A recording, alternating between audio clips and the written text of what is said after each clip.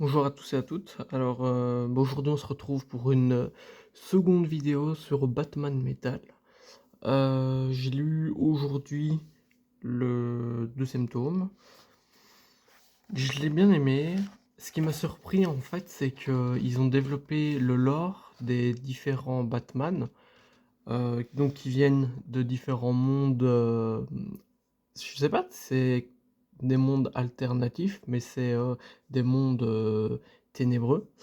Et en gros, ils ont développé le lore de chaque personnage. Donc en fait, on apprend pourquoi ils sont devenus ainsi et pourquoi ils ont décidé en fait de venir dans le monde principal, on va dire la première Terre. On suit donc l'aventure du Batman Kiri.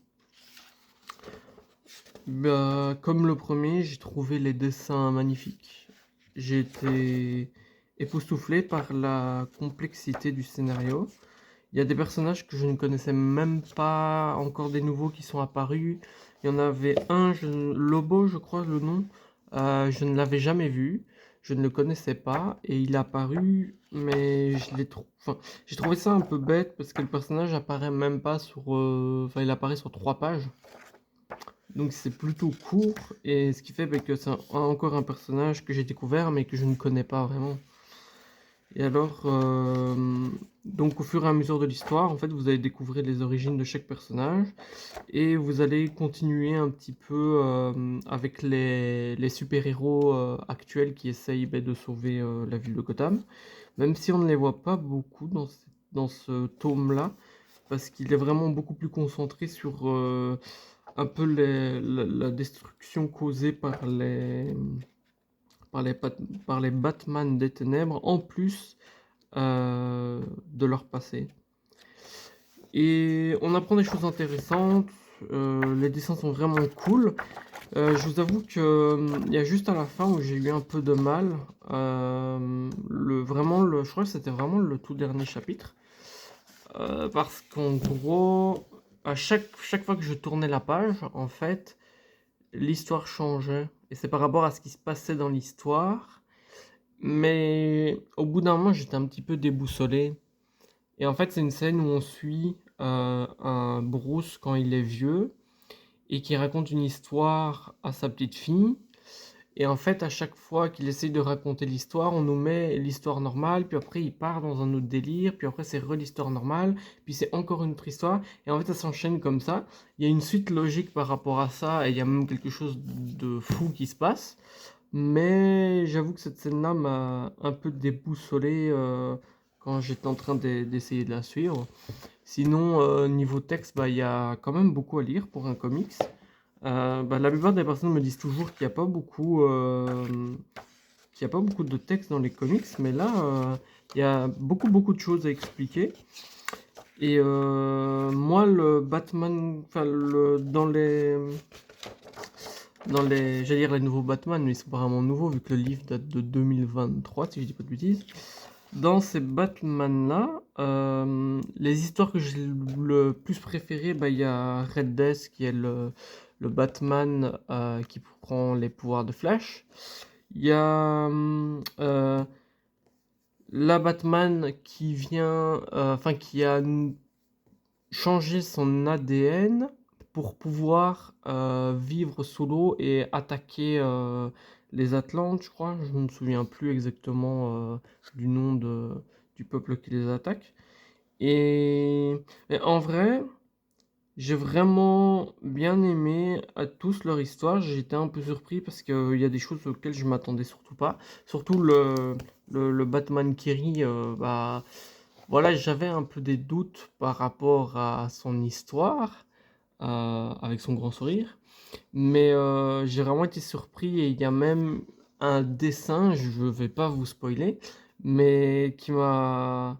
Enfin, j'étais vraiment sur le cul, excusez-moi du terme, j'étais vraiment sur le cul par rapport à ce qui venait de se passer et ça m'a vraiment surpris. Je trouvais ça vraiment cool en fait. Et je m'attendais pas à ce que ça soit aussi, pas vraiment trash, mais aussi permissif en fait par rapport aux gentils et ce qui se passe avec eux dans les mondes alternatifs. Et non, franchement, l'histoire est vraiment bien, les dessins sont magnifiques. Ça, franchement, il y a rien à dire. Et là, j'avoue que j'étais tellement à fond dedans qu'en fait, même le changement de style des dessins des différents dessinateurs, j'y ai pas trop fait attention. Alors oui, on voit aussi que ça change fort en termes de couleurs. Par exemple, il y en a qui sont beaucoup plus flashy que d'autres dans les dessins qu'ils font. Mais non, franchement, c'est un livre incroyable. Je vous le recommande, surtout si vous aimez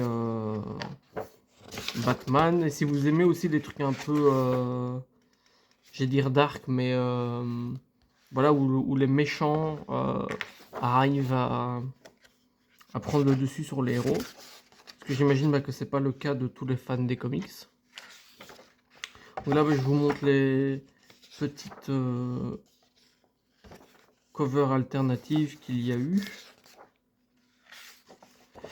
Et alors, ça, en fait, j'ai cherché sur internet pour collectionner tous les livres. J'ai déjà ces trois-là, j'ai celui-ci, et j'ai regardé pour celui-là. Et en fait, celui-là, je le trouve nulle part. Il est sold out partout. J'ai cherché, impossible à trouver. Le seul endroit qu'il a, c'est un endroit qui ne livre pas dans mon pays. Et sinon, j'en ai trouvé un sur Amazon, mais il est à plus de 50 euros. Et je trouve ça quand même cher pour un livre qui est censé coûter 18 euros. Et sinon, les autres, je pense qu'il y a moyen que je les trouve tous. Il y a juste le Death Metal numéro 3 que j'ai vu qui avait l'air un peu plus compliqué à trouver, mais que je savais quand même me débrouiller pour l'avoir. Et voilà. Et entre-temps, j'ai reçu le tome 3 en fait de Batman Metal. Donc comme ça, je pourrais me mettre directement la lecture. Je pense que demain, je vais continuer sur ce livre-là et puis je vous ferai ma petite vidéo récapitulative. Merci à vous tous d'avoir suivi la vidéo. Si vous voulez discuter dans l'espace commentaire, n'hésitez pas, j'essaierai d'y répondre quand j'ai le temps en dehors du travail. Et voilà.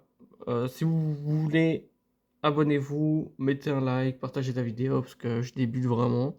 Et voilà. Je vous souhaite une bonne soirée, une bonne journée, tout ce que vous voulez. À la prochaine les gars, salut!